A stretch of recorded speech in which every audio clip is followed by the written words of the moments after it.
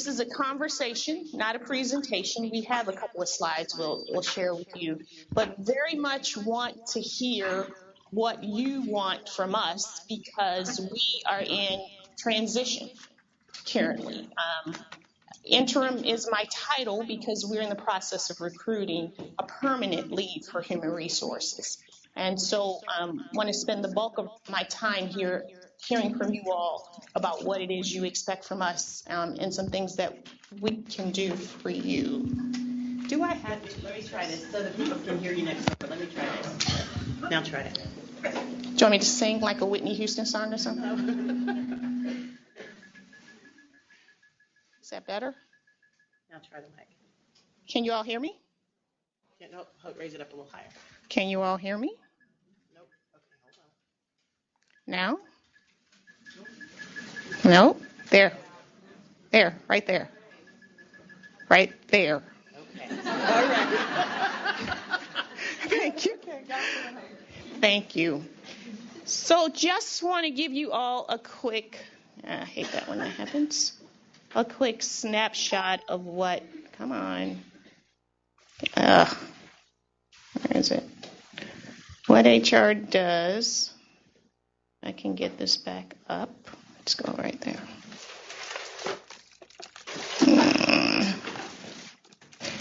So Central HR currently is composed of 3 units. Benefits, which you all are familiar with. Dana Hummel is the director of benefits, and her team manages all of our health plans, our dental and vision plans, our retirement. They do all of the open enrollment. They make sure we're in compliance with the Affordable Care Act, and they manage all of our supplemental benefits around long-term disability and FSAs and HSAs. So they are the central benefits unit for the entire campus. Mary Elizabeth, who's here with me today, her group does all of employment as well as employee relations and compliance. So when I say employment, that's job postings, interaction with PeopleSoft and our consensus systems, hiring individuals, recruiting, etc.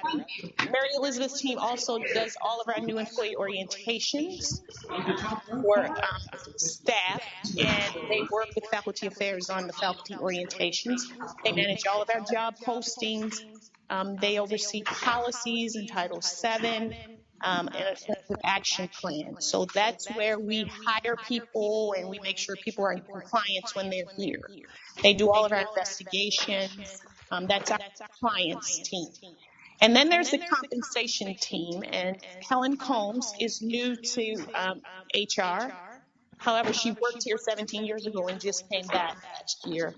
And she is the director of compensation. She does all of salary administration, so reclassifications, position classifications, and she's also managing FSLA, which I will talk to you about briefly. But she does anything associated with staff pay, supplemental and base pay. And they all have teams of individuals who work for them. Any questions on kind of the composition of HR? Okay.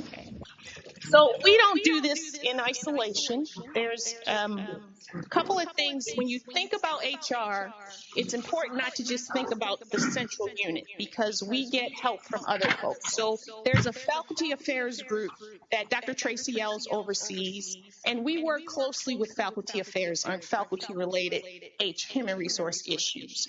Tracy Ells has primary responsibility for that, so we work closely with him. And then what's new, you all call it shared services over here, we call it business operations on the Belknap campus. And that's the group that is just up and running. Our HSC shared services is a little farther ahead. Belknap operations, business operations is kicking off shortly here. And that is where all of HR transactions will reside. So the difference there is that Central Human Resources does sort of compliance and consulting and strategy around human resources, and business operations and shared services is responsible for the transactions associated with personnel actions.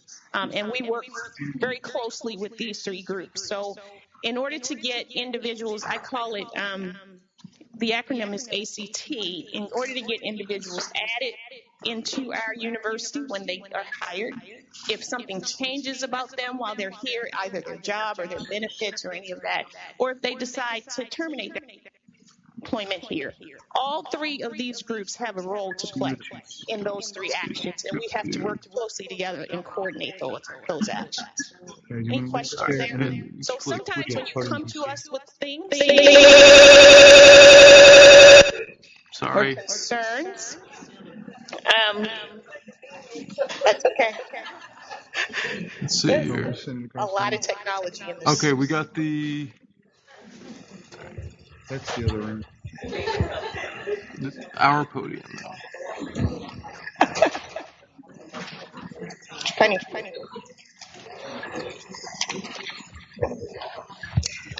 I'm going to keep going. Do what? Can you all hear me?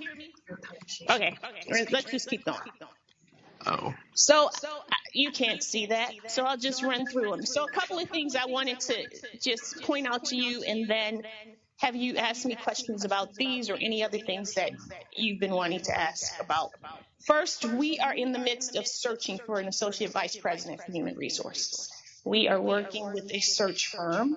We have been in the middle of the search for about 6 months, and we've evaluated about 15 or 20 candidates, and we have invited 2 candidates to campus next month to go through a series of interviews and presentations. You will all get invited to the presentation for those candidates. I am one of those candidates, so I can answer questions about the search if you'd like, but I'm a candidate for the search, so it's a little bit of a conflict, but I would be happy to answer any questions you have about the search. The second thing I wanted to talk to you about is benefits. So we are, Harlan Sands is our Senior Vice President for Finance and Administration, which HR reports up to. He has challenged us all to look for opportunities to elevate our customer service around everything we do, and to find opportunities to improve our offerings to employees. So we are very focused on looking at our benefits and making sure that we are providing the optimal benefits. We have a lot of benefits here. We have very rich benefits, but we want to make sure we're providing you the best cost, the lowest cost, and the best service we can. One of the things we looked at this year, and we're in the midst of evaluating, is our dental and vision plans. The contracts were up on those, so we went out to the market and asked some vendors to bid on our plans. And so we're evaluating those, and we're going to be looking for plans that elevate service around dental and elevate service around vision and possibly lower premiums. We are looking for better products to bring to you. And so that'll be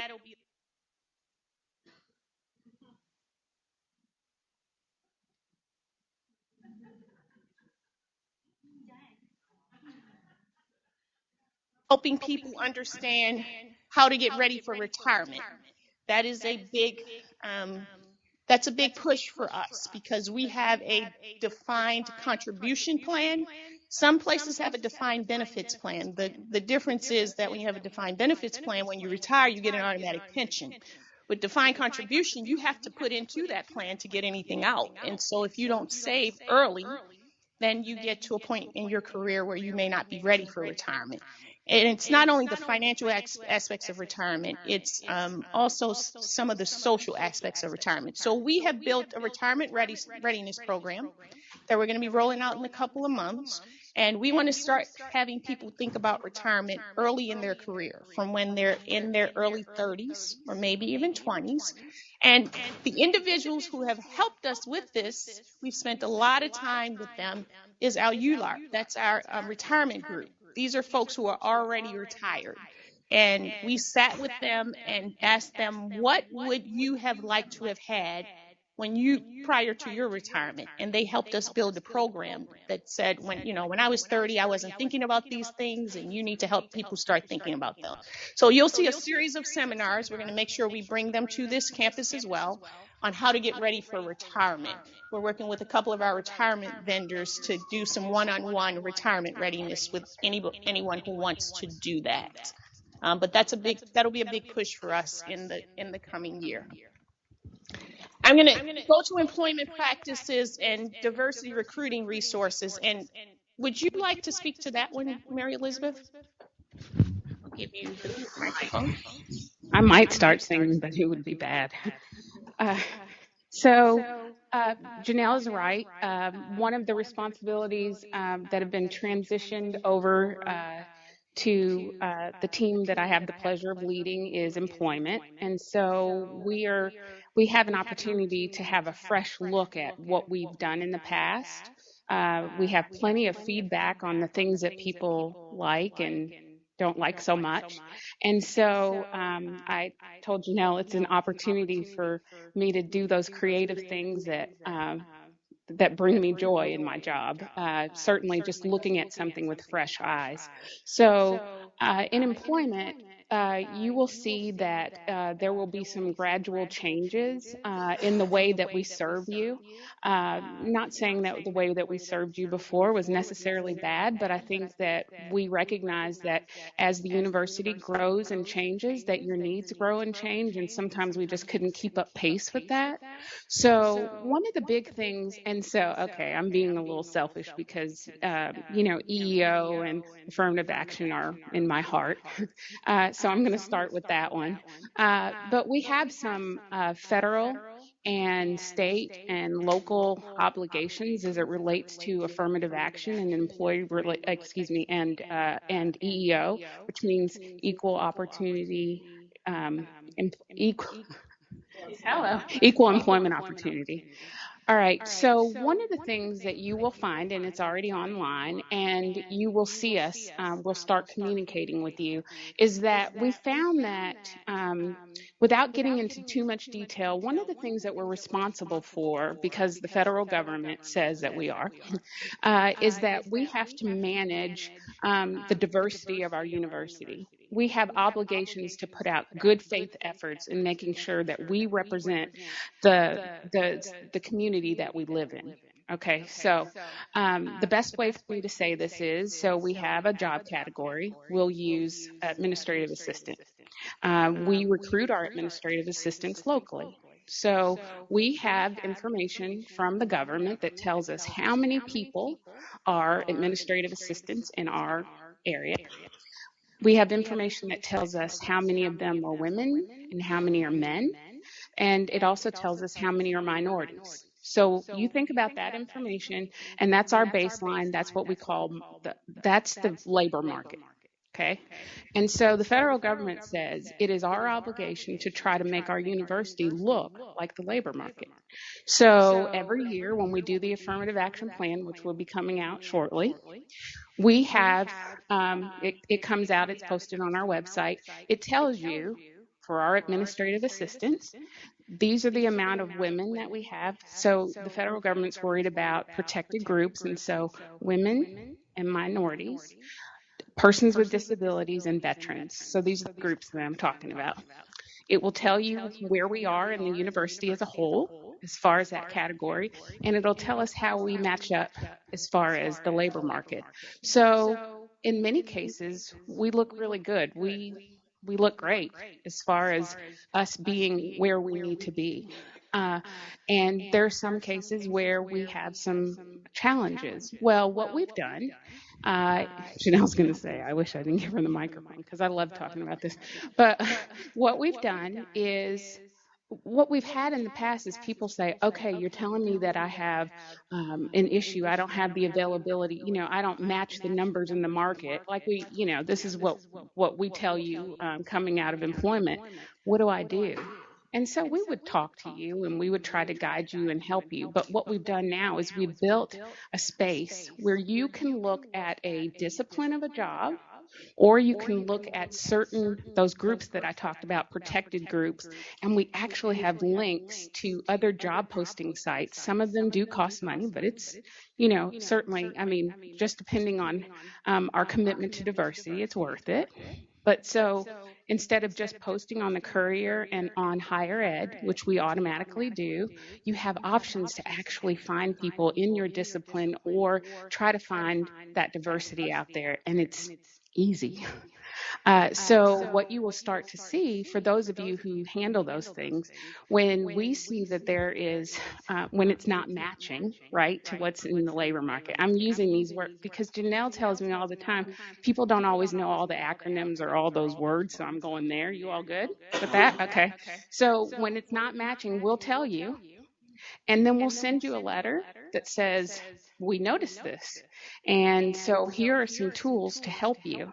And so we're not just saying you have a problem, fix it. Good luck. We're saying we understand that there's an area that you have a disparity or an area where you have a challenge, but here we've taken the time, and we continue to build on that list, by the way. We've taken the time to try to get you what you need to get you where you need to be. And just so that I can say this, I always have to. This is about a good faith effort. It's not about quotas. Quotas are illegal. It's just about us really trying to build a community that looks like the one that we live in. So to just contrast that, when we look at faculty, we don't recruit locally. We do have it advertised locally, of course, but that's more on a national scale. So the data that we receive from the federal government for faculty is going to be different than what we have for a local job, because we're looking at it from a national standpoint. So just so that you all can just learn a little bit about our world as far as the responsibilities that we have, like we don't just tell you that there's underutilization, that's the word when they don't match, that there's underutilization to give you a hard time, or we don't talk to you about how your committee should be, diverse, so that we can just say that we can check off another box and either you're compliant or you're not. We really have an obligation if we say as a university that it's our mission to embrace our community and to be a part of the community and to represent it. Just that there's a reason for that. It's not just because HR said so, because I know we say everything, don't we? And it's always our fault, and it's okay. All right, so in addition to that, you will see that we are looking at options where at some point we might be able to, instead of getting 180 jobs, you get 180 applications, but you find that 140 of them are not qualified, that we could actually start on a volunteer basis, if you all wanted us to review those applications before you all retrieve those, so that you only receive the 20 that are. I don't know about you, it's a true story. I had 184 for one job, and I thought I was going to lose my mind. I was kind of obsessed over it, though. Each one that came in, because it just overwhelms you, right? We also have like a couple of new templates for the letters that we send out as far as offers. We make sure after you do that template now that we check it to make sure that it's in accordance with our policies and procedures and laws. So on the back end, we're not trying to clean something up if it ends up in being a bad relationship with the employee. So just want you to know that we put more checks and balances in place, but we're doing it because we want you to have the people in your departments that you need to get the job done. And if for some reason that doesn't work out, we want to make sure it's smooth on the back end. And I can't tell you that it's always smooth. I will tell you that we always work it out. But if we can be a little more proactive than we've been in the past, that would be our goal, and it would certainly save everybody's time, right? Did I forget anything? She's like, give me the mic back. Thank you very much. Any questions on anything we've said thus far? Okay. The next thing I want to talk about is, how many of you have heard of FLSA? It's the Fair Labor Standards Act. And it's been around for a long, long time. It's not new, contrary to what you may have heard. However, May 18th of this year, the Department of Labor released new rules. Fair Labor Standards Act governs all of our rules around employment for folks who are eligible for overtime. And they released new rules on May 18th of this year. We had been waiting for these rules for almost 2 years, and they released them on May 18th. And the rules indicate that anyone who makes $47,476 annually may be eligible to earn overtime if their duties are not executive, administrative, or professional. So that's a mouthful of stuff that you probably all are like, what? So what that means to us is we needed to look at every job in the university to make sure that they were classified properly as overtime eligible or not overtime eligible. And jobs that are not eligible for overtime include jobs that are executive level jobs. That would be administration, higher level administration jobs. There's a group of professionals, and that's learned professionals like attorneys and doctors. It's not professionals in the general sense, it's learned professionals. And then there's an administrative category, and that administrative category means that you are in a position that requires you to use independent discretion or judgment on matters of significance. And that's typically you have control over budgets, you make hiring decisions. It's a relatively high threshold. Jobs that fall in any of those three categories are not eligible to earn overtime. They get a fixed salary. Jobs that don't fall into those categories are overtime eligible. So as we went through and looked at all of our positions, we had many positions.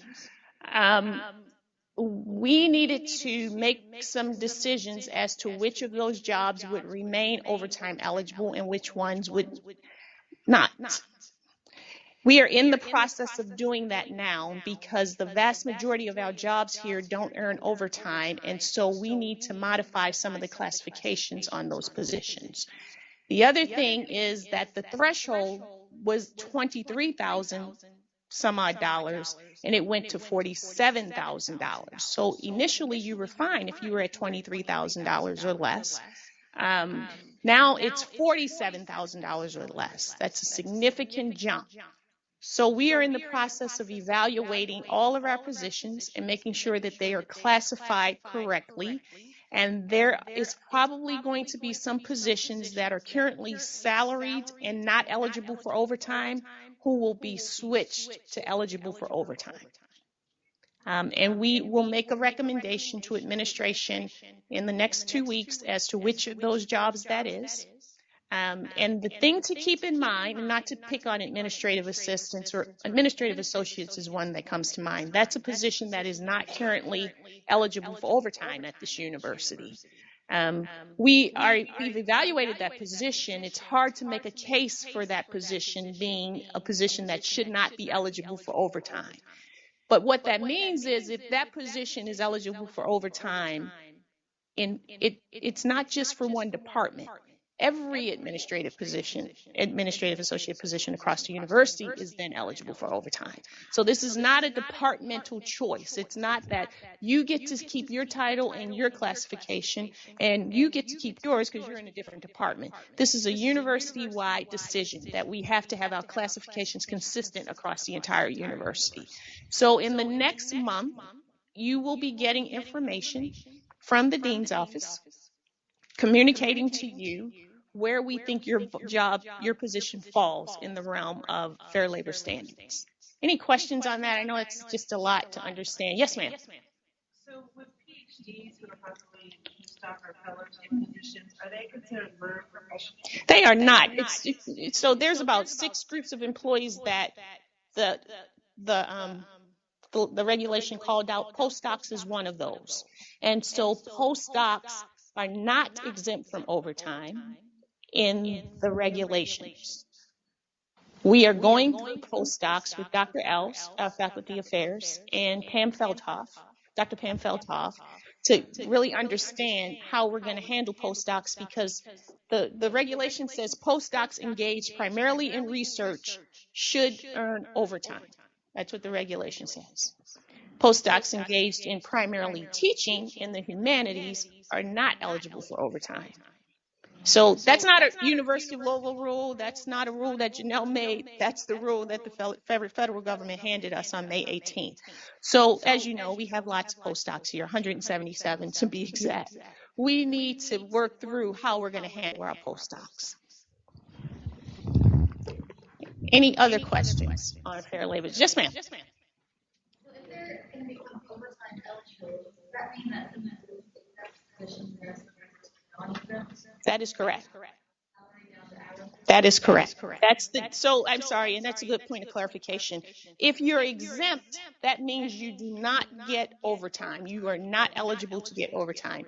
Non-exempt means you're hourly or you are eligible for overtime. So how would that affect benefits? Yeah, good. Good question. So most of you may know that if you're hourly now, you accrue at a different rate than you are if you're salaried. So when you're hourly, you accrue 10 days. You start accruing at 10 days, and then you get the 2 personal days. If you're not, you accrue at 15 days initially, up to 22. We are looking at options for managing how we're going to do that. We are very interested in making sure the current employees are kept whole. So we don't want to penalize current employees from a benefits perspective. And so we're going to work through a plan to make sure current employees don't lose anything as a result of this conversion. Any other questions?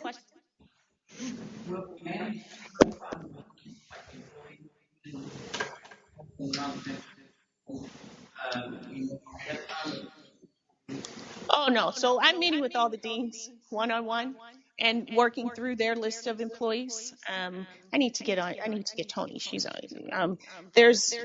We have a list of every employee, and we're making a recommendation to every dean and every VP, and we're going to equip them with how to communicate this to their employees.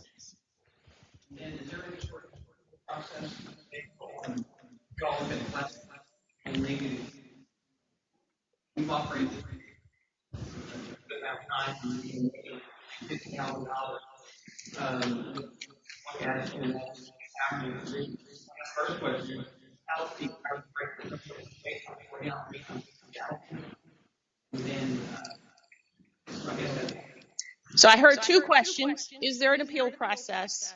And how is the hourly rate determined?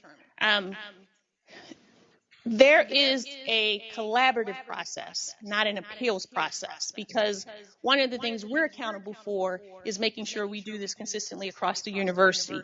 So you may be, not you per se, but you may be sitting in a specific job, and you may think you have an appeal for your position, but we have to make sure that those other 55 titles and positions in other departments is consistent.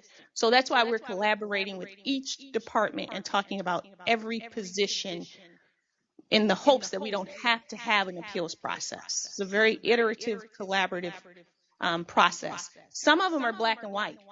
We are never going to convince the federal government that if your primary position is to manage a calendar or schedule appointments or do those types of things, very value-added work, it just doesn't rise to the level of exempt level work. And so it's very black and white on some of that. Some of it is not as black and white, and those are the ones that we're trying to work through. With regards to hourly, what's the hourly rate? That's interesting. This is what keeps me up at night. So we have 2 standard hourly rates here at the university. Some people are 37.5. Some people are 40. Just so you all know, that's not normal. Just saying. It's not normal. So in order to have equitable pay, you have to standardize hours, because if I make 30,000 and I'm 37.5 hours and you make 30,000 and you're 40 hours, our overtime rates are going to be the same, and that's inequitable. So we have to fix that, and that's one of the things we're working on, trying to figure out which direction to go. You work too much now? It's interesting you make that point because this is what the rule was geared toward, making sure that people weren't working too many hours and not being compensated for it. So for as painful as it is for us to get through this, we're hopeful when we come out that people will be adequately compensated for the hours they work based on the jobs they're responsible for. I'm sorry?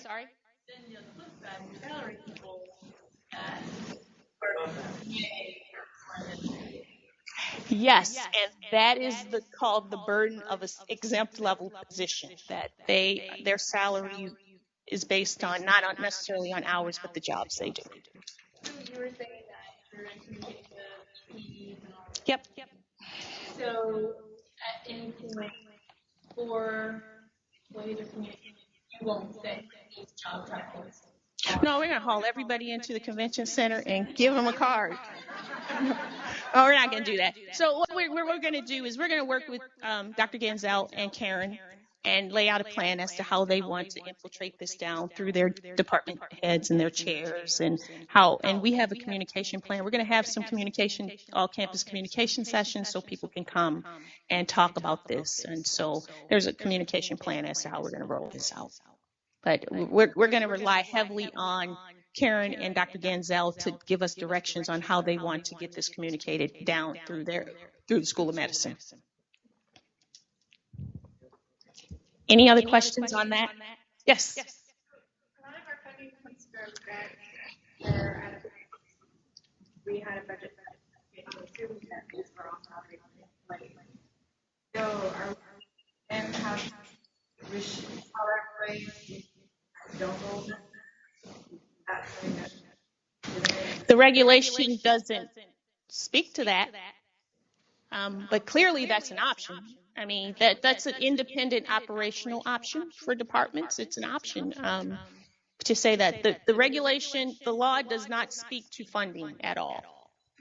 It doesn't, and none of the regulation, it's irregardless of funding.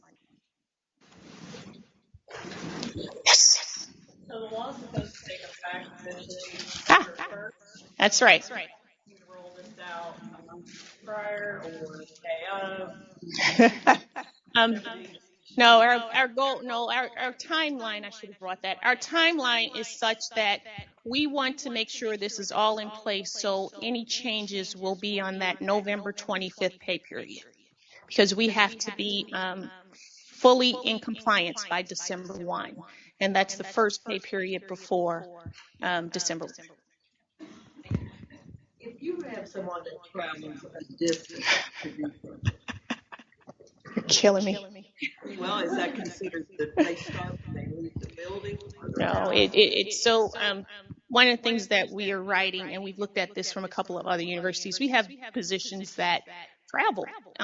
Recruiters go out and travel, or people go to conferences and seminars. What you need to do is get really clear on guidance as to when the clock starts and when it stops. So we will be issuing some guidance on that. So, is the university planning to develop some sort of computerized system to track time? I'm starting to think somebody planted some of you here.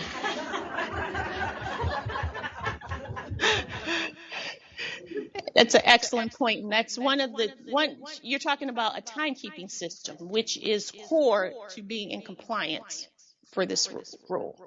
And here's a little secret: we don't have one.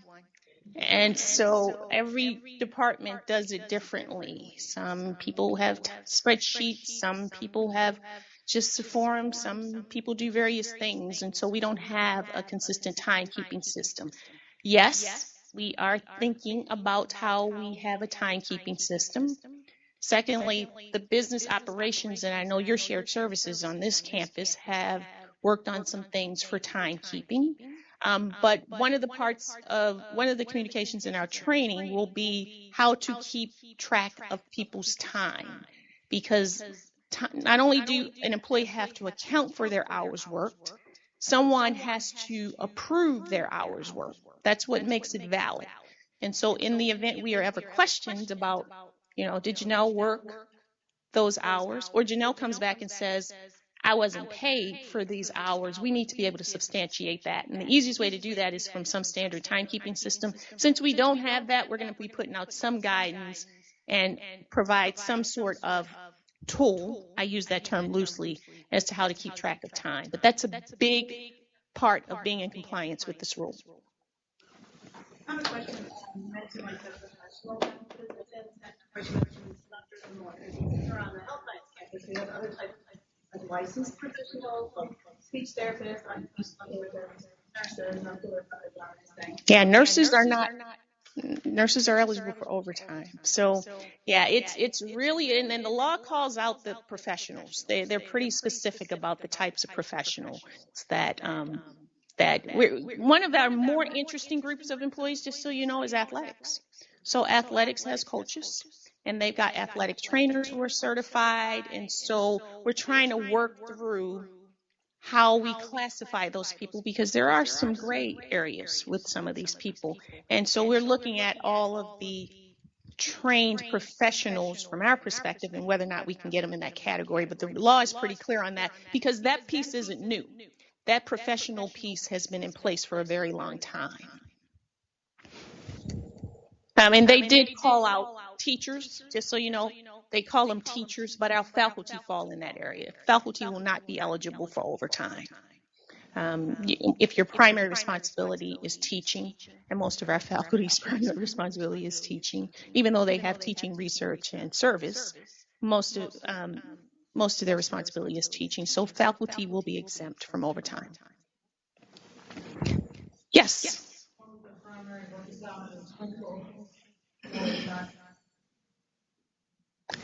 So good question. So we have collected distribution through those three categories for every faculty member, how much time they spend on teaching, research, and faculty. We're going through each of those with Dr. Alves to make sure we have people classified properly. Well, more to come on that. I'm sure you'll have lots more questions on that. Dependent verification audit. How many of you got your letters this week? Okay, I swear I'm not trying to torture you. I honestly am not trying to torture you. We have very rich benefits. We have, it's amazing. We've been able to keep healthcare premiums low for 3 years running. That is unheard of, because some places there's double-digit increases in healthcare premiums.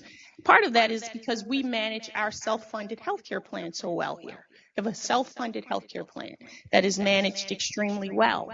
Part of our obligation in managing that is to make sure that people who participate in that plan actually should participate in that plan. And so what is best practice for healthcare plans is to audit them periodically. We have never done an audit here. We have never audited, and many of you know when you came on board, you didn't have to prove that a dependent was a dependent in order to be granted insurance for their dependent. So in order to make sure we can continue to keep those premiums low for everybody, we decided to do an audit and to just validate that if you have a dependent insured, that it's a valid dependent. And if it's not, we're going to offer you some alternative options. We're not just going to drop people off. Well, we are going to drop you off, but we're going to offer you some options for people that you had insured who can't be classified as a dependent on our plan. And so please get your information in on time. We want to make sure we have a clean slate for open enrollment. But the whole purpose of that audit is to make sure we can maintain that self-funded healthcare plan and good financial standing.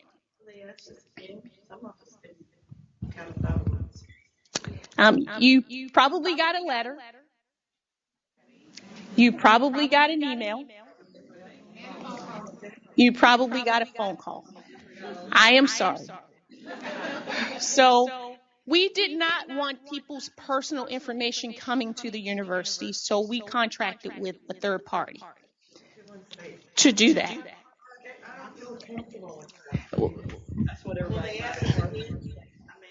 Two questions, one at a time. Will they ask you again? If you haven't sent your information in, they will ask you again. Your other question on it makes you feel uncomfortable to submit your information to a third party? Actually, I'm upset with the whole thing. You're not the only one, so don't feel bad. That's okay.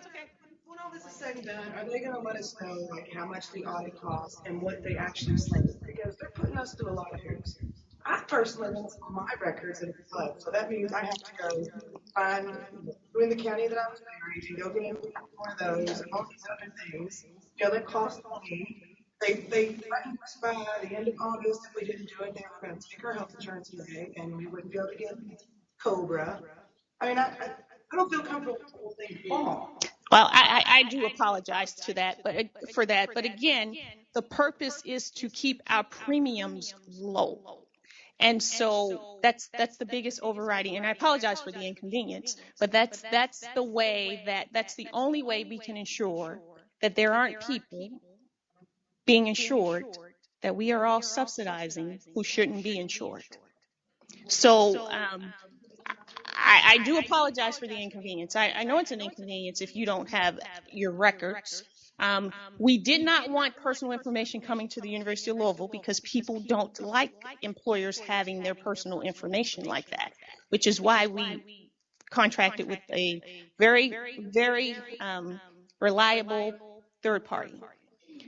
So I apologize for the inconvenience, but we want to make sure that we are able to financially keep that plan financially healthy. So what are we going to do? What are you doing for new employees then as they come on? They will have to provide. Information. So we're going to have this team that we've hired forever that we're going to keep paying. Well, Aon is our benefits provider anyway. They help us manage our benefits anyhow. We are contracted with them, have been for many, many years. So it's not like we incurred additional costs to do this. They're our third party benefits administrator. New employee comes in, so they're going to. We tell them that this is what's available for insurance. But before they sign up, they have to prove that to Aon that they have this. They have to verify that a dependent is actually a dependent. So we're not paying for this? Oh, sure. Nothing's for free. So it's a twin employee for the child. The letters of dependent person, the other not as dependent. We are both these who are receiving but happen to have a child. Yeah, what I'd ask you is if you want to email me or call me. I can't address individual specific info, but you can call me directly. You can call Dana in HR, or you can call Aon. I'd be happy to work through it with you. That's why the only two employees with the child versus their them. So the classification itself is not right. Can I ask you a question? It'll walk you through it, and it just depends on how you and the other employee is set up in the system, because the system may not be able to tell that you two are related,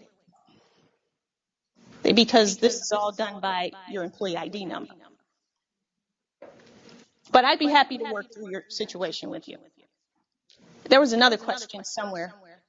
I was just going to say, this is just an audit, so it's something that audit is not be done all the time. Well, best practice is to do periodic audits. We have not determined whether or not we're going to do it and how frequently we'll do it. But best practice is to audit your health plan.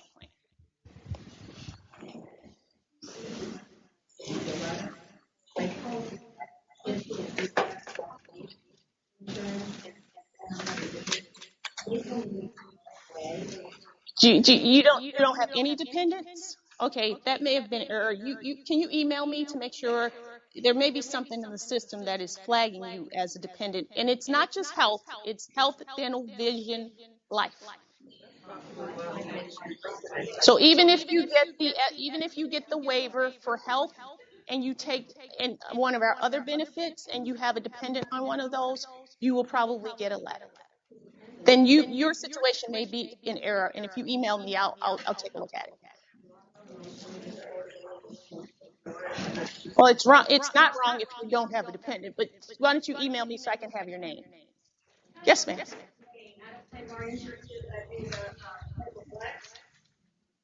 So I can get email, but don't take $100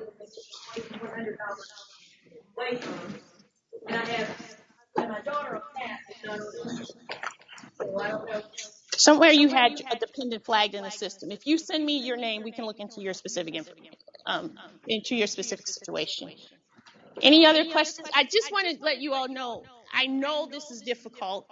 I know it's difficult, but please keep in mind our overriding goal here is to make sure we maintain that healthcare plan is fiscally sound over time. And the way to do that is not to incur costs for individuals who should not be a part of that plan. So you're saying that if you don't have any dependents, you shouldn't have gotten the email? If you don't have any dependents, you probably shouldn't have gotten the letter. However, the letter did also mention It did, because it's life.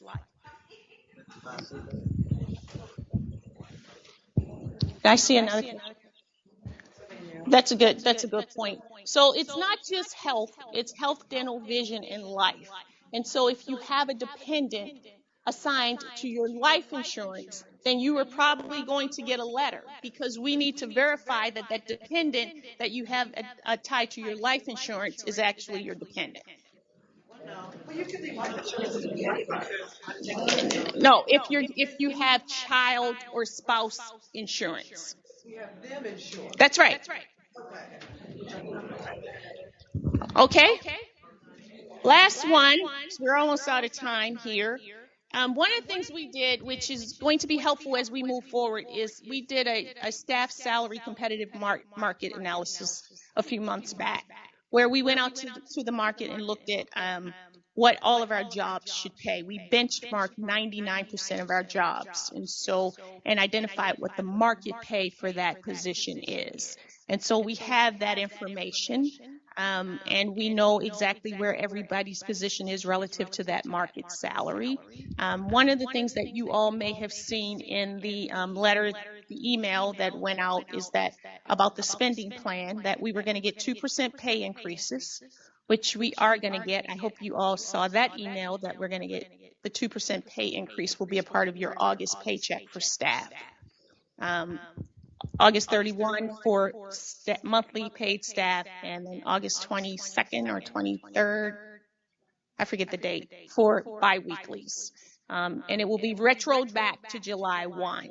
The other part of the spending plan spoke to the fact that there would be some market adjustments. There were a pool of dollars for market adjustments. We have not determined when we're going to implement those, but they are a part of the spending plan. And when that all gets sorted out, the budget gets sorted out, there will be a determination made as to how we go about doing those market adjustments. And the information we gathered from the staff competitive market study will be used to distribute those market adjustments.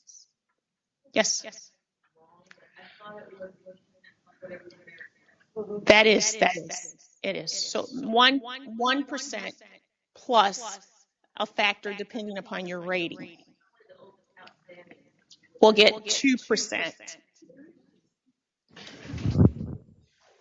Which is the same way we did it last year, by the way. It was a combination of a base adjustment, which we call COLA last year, and a market adjustment, which, by the way, your staff Senate, this is not HR's recommendation to do salary distribution this way. This is what the staff Senate directed us to do. The feedback on this came from the staff Senate. Yes, ma'am. There was no COLA this year. So there was no COLA. Zero.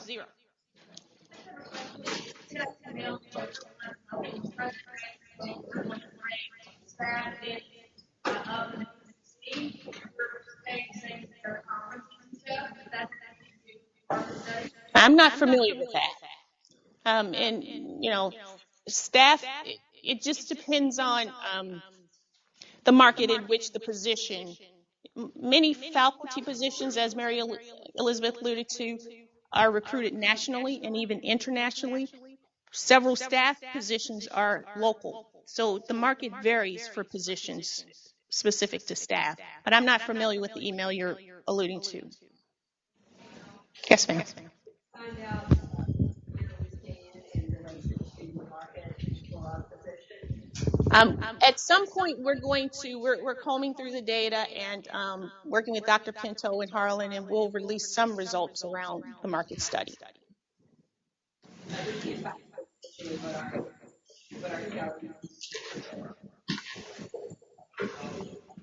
Well, what will release is market data for a position, and you know what your salary is. You'll know what your salary is relative to that position. Oh, that's okay. So anybody in this group goes back to that if you just right now, all of us need to become our group. No, I didn't say that. Please don't leave the room saying that. I'm saying we're evaluating every position and making a determination based on the guidance. And there are some positions that will remain salaried, and there may be other positions that will become hourly based on the regulations. But not all of you in the room. It just depends upon the position. Yes, ma'am. Already, but there's a lot of talking. Is there a timeline for staff competitive say if you are going to adjust salaries? Well, it's all contingent on the budget. And I mean, you all know the situation there. So it's all contingent on the budget and the direction that the budget goes. We're moving forward with the salary increases, but I'm not sure what we're going to do on the competitive market salary. Are we out of time here? I'm happy to take a question. Say about retirement. I talked a little bit about retirement readiness already. Are there any questions you all have that we could answer? Thank you very much. Appreciate it. This was wonderful. I want to thank Jeanell Hughes and Mary Elizabeth Miles for coming and talking to us today. The program next month will be on cardiovascular health, and the American Heart Association will be with us doing CPR training, and it will be the 15-minute anytime CPR. So come dress comfortably for next month's program. We'll be moving around. We'll be performing and practicing CPR and learning about cardiovascular health. Thank you all for coming.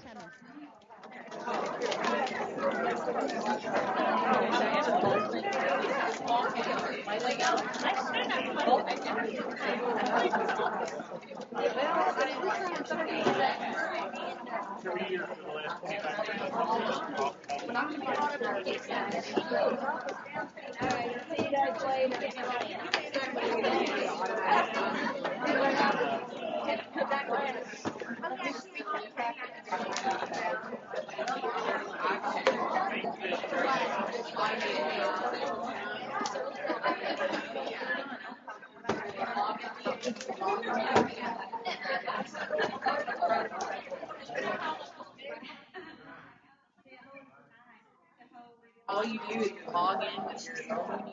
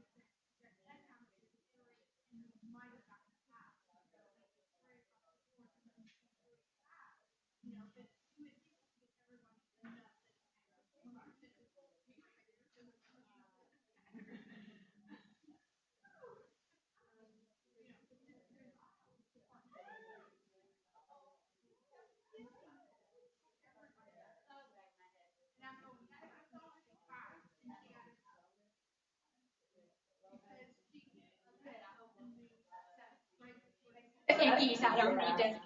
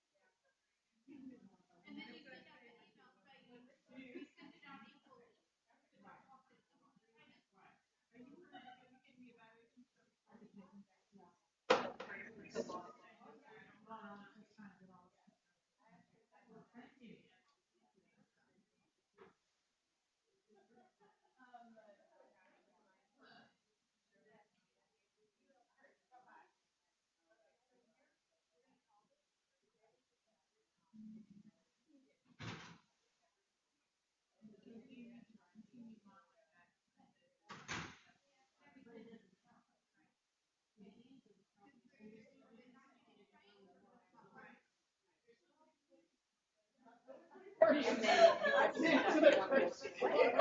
I get a lump sum because I'm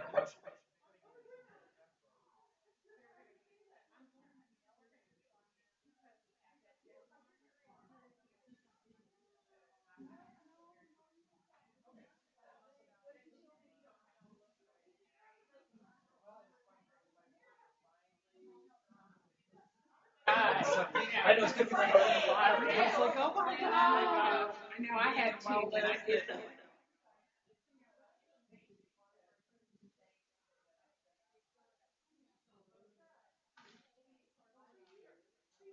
Oh,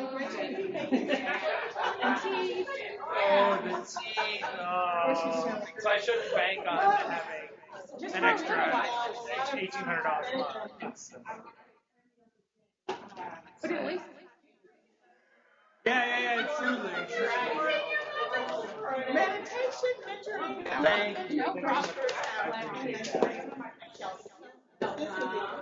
Yay.